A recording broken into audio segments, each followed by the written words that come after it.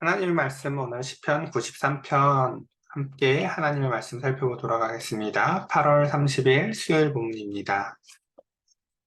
여호와께서 다스리시니 스스로 권위를 입으셨도다. 여호와께서 능력의 옷을 입으시며 띠를 띠셨으므로 세계도 견고히 서서 흔들리지 아니하는도다. 오늘 시편 93편의 말씀은 시편 92편의 말씀에 이제 좀 더 이렇게 자세히 들어온 본문이라고 볼 수가 있습니다. 그러니까 시가 우리가 이제 일전에 이제 말씀을 드렸듯이 그 시가 이제 이 시편 연구가 활발히 되어진 게 불과 2, 30년밖에 되어지지 않았는데요. 그 중에 이제 중요한 것이 무엇이냐면 시들이 서로 유기적으로 배열이 되었다라는 발견입니다. 즉 이제 시편이 이 앞의 내용을 전제로 그 다음 편을 읽어야 된다라는 이야기죠. 그래서 우리 시편 92편 그럼 바로 앞에 말씀이 무엇이었는가를 살짝 떠올려 보아야 그 다음에 그 시편 92편이라는 그림 안에서 좀 더 자세히 좁혀 들어간 오늘 93편을 이해할 수 있을 것 같아서 우리 92편 말씀을 조금 생각해보고 93편 말씀을 보도록 하겠습니다.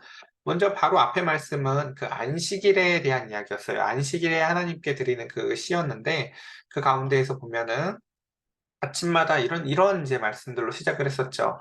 자, 지존자여, 시편금과 비파 수금으로 여호와께 감사하고 주의 이름을 찬양하고 하면서 아침마다 주의 인자하심을 그리고 밤마다 주의 성실함을 베품이 좋으나이다라고 하며 그 마음에 먼지가 쌓여져 있던 먼지가 깨끗이 닦여져서 하나님과의 그 내적 친밀감이 깊어진 이 시인이 하나님의 인애를 느끼고 밤마다 하루 종일 함께 하신 하나님의 성실하심을 느끼는 이 시인이 그런 하나님을 노래하는 이야기였습니다. 그래서 안식이라는 것이 여기 왜 시편 92편이 안식일에 부르는 시였는가라고 하면은 바로 이 1절에 조언이다라는 고백 때문이라고 우리가 말씀을 드렸어요. 왜요?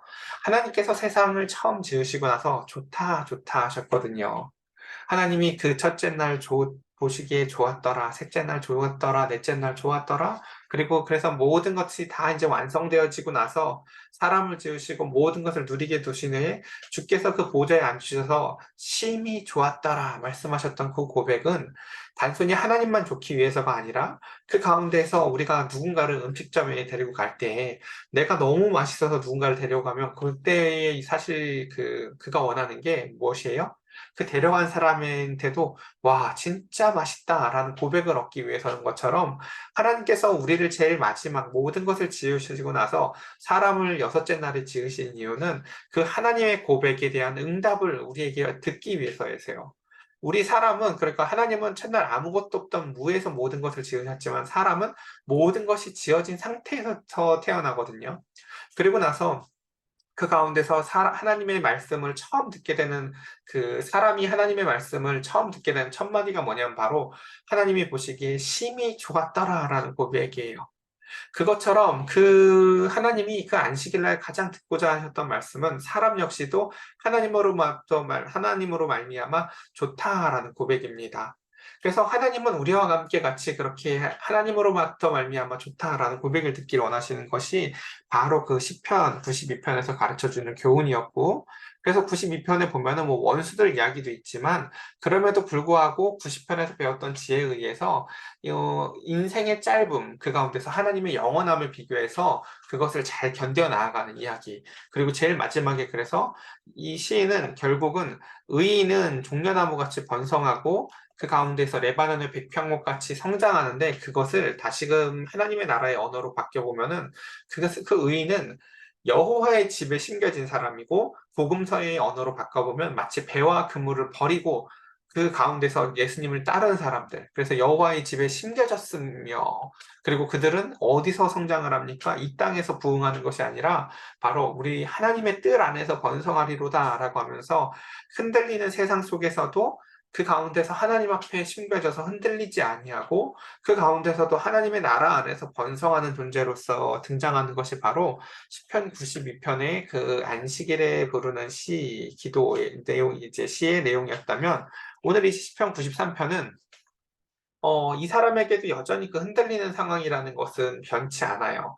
하지만 그럼에도 불구하고 이 사람이 주목하는 것은 무엇이냐면 이제 그 영어로 따지자면 줌인해서 그 주의 보좌를 주목합니다. 한번 보겠습니다. 그래서 보면은 그 여호와께서 다스리시니라고 하면서 하나님의 다스리는 그 통치의 자리를 바라봅니다.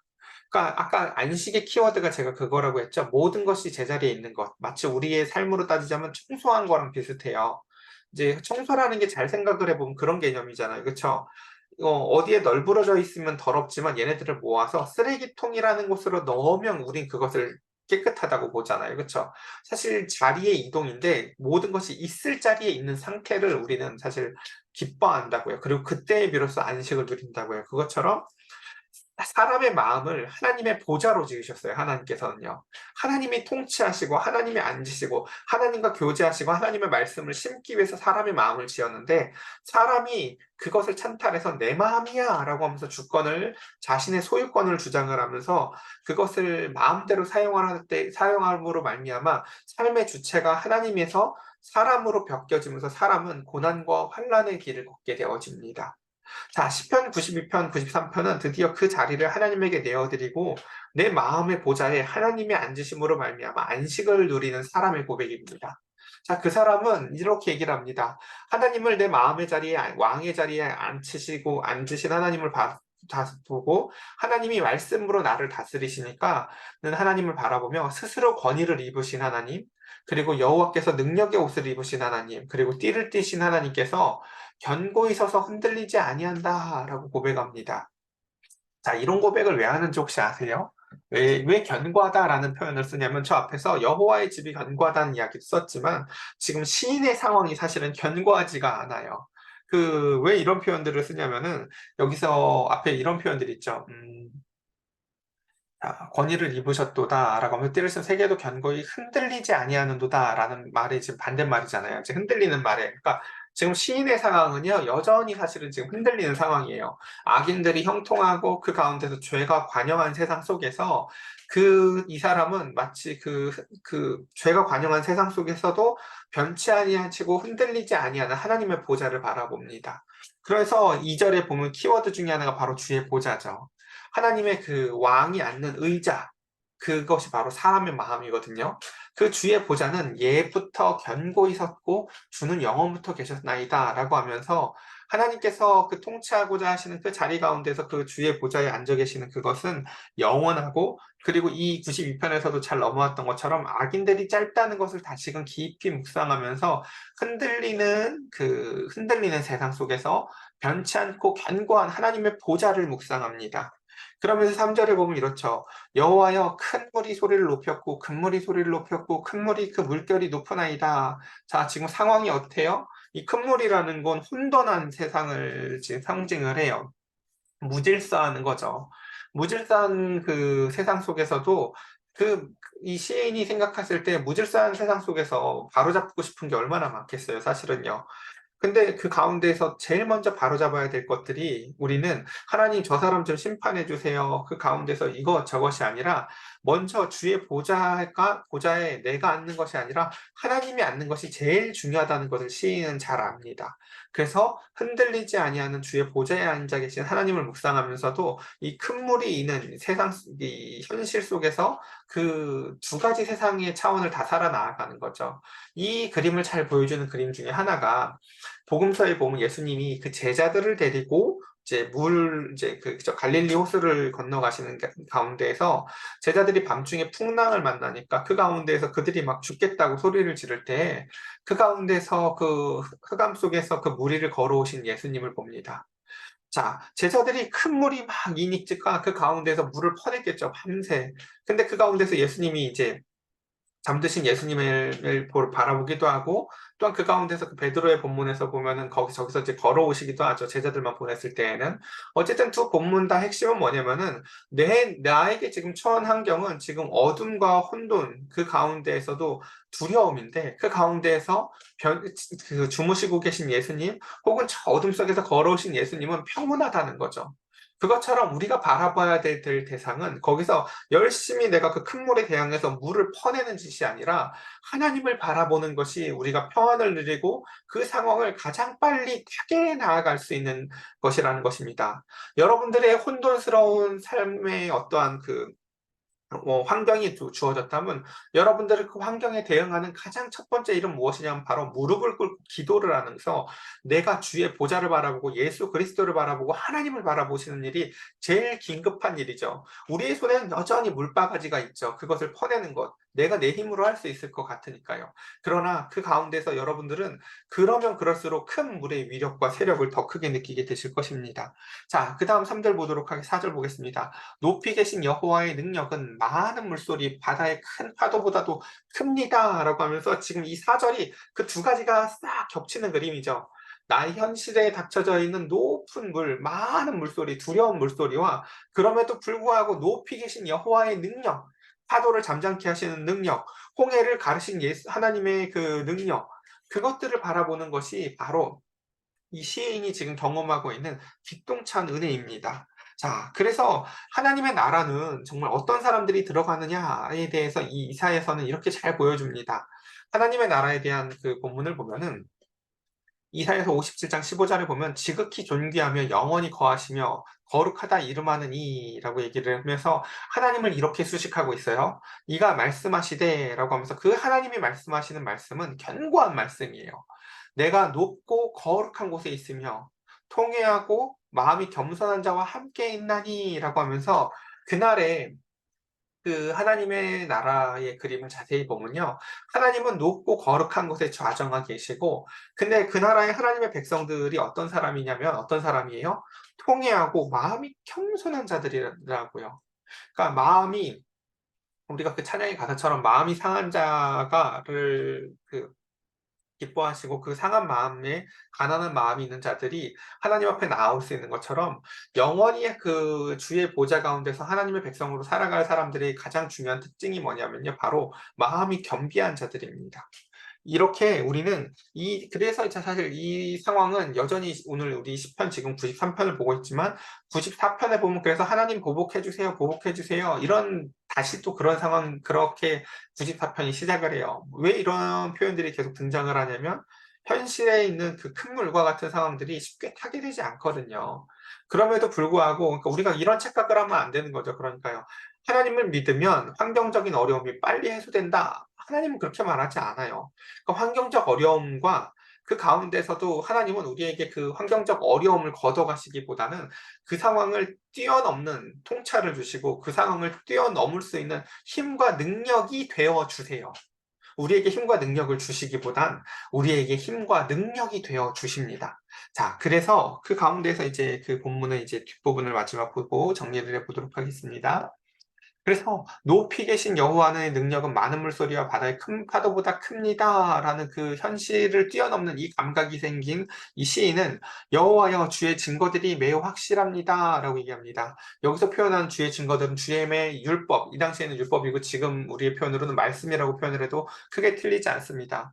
자, 지금 나에게 가장 확실한 것이 무엇이에요?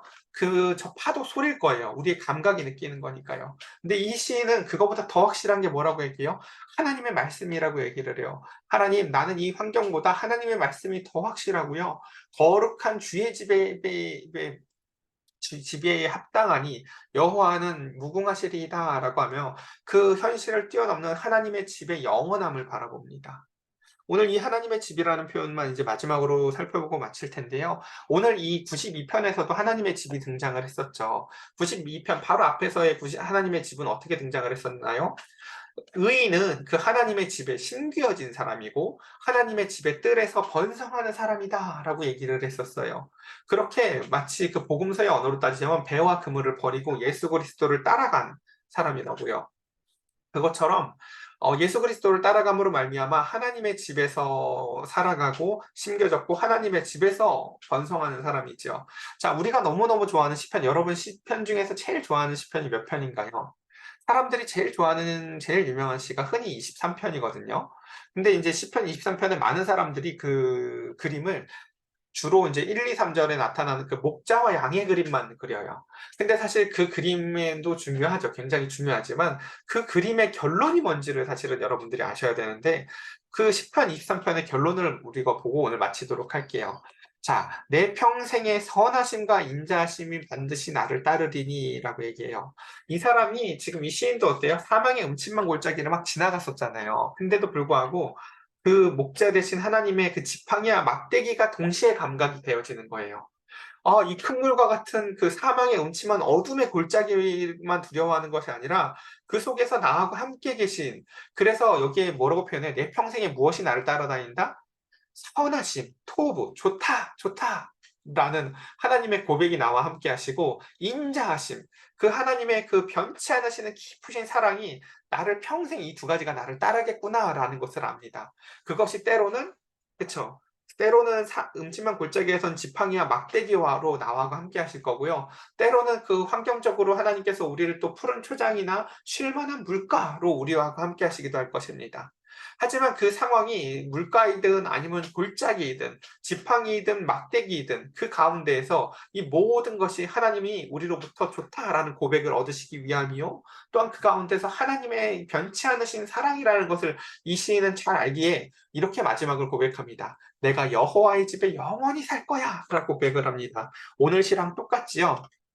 오늘 시도 제일 마지막에 보면은 주의 집에 합당하니 여호와는 무궁하리이다 라고 고백했던 것처럼 말입니다. 자, 사랑하는 여러분, 오늘 이렇게 말씀을 함께 같이 살펴보았는데요. 이 제일 앞에 있었던 그 심상의 그 그림, 흔들리는 세상 속에서도 견고히 서는 하나님의 보좌를 여러분들이 그 기도를 통해서 바라보고 맨날 바가지만 들고 내 오늘 하루의 일, 물바가지만 그 큰 물만 퍼내면서 바쁘고 정신없이 사는 삶이 아니라 흔들리지 않고 변치 않는 보좌를 바라보는 삶을 사시기를 간절히 축원합니다.